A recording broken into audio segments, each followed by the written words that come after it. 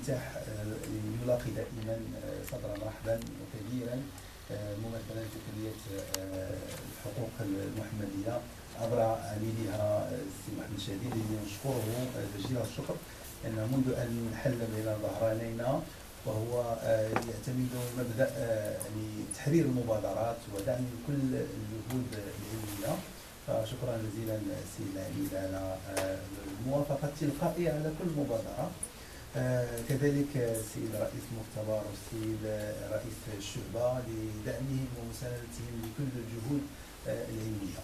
فهذه الالتقائية اليوم هي تنزيل لتوجيهات الملكية السامية في انفتاح بين كل المؤسسات، وزارة الأسرة والتضامن والإنتاج الاجتماعي والأسرة، كلية الحقوق المحمدية باعتبار كفاءتها القانونية، والقانون هو وسيلة من أجل مواكبة تطلعات المجتمع أو تأطير توجهات المجتمع إن كانت تخالف توجهات الأمة، الجوع المميزة بين الشعب والأمة.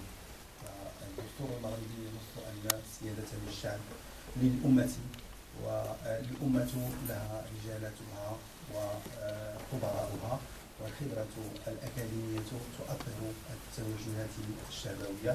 فنحن هنا كقانون كي ننصت لخبراء علم النفس وعلم الاجتماع عبر منتجات أبحاثه العلمية من أجل تنزيل الأفضل للنبض المجتمعي المغربي في نصوص تستجيب لتطلعاته وفق ثوابت الأمة كما ينص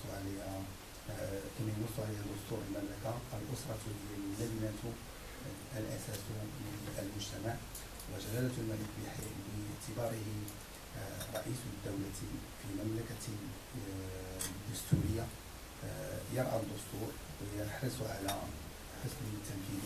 لذلك هي مدونة الأسرة وليست مدونة الأحوال الشخصية، يجب أن ننظر إليها كلبنة يجب أن يجس نبضها الاجتماعية والنفسية في تفاعلات أفرادها كي ينزل النبض في نصوص تشريعية تستجيب لمواكبته وتأطيره.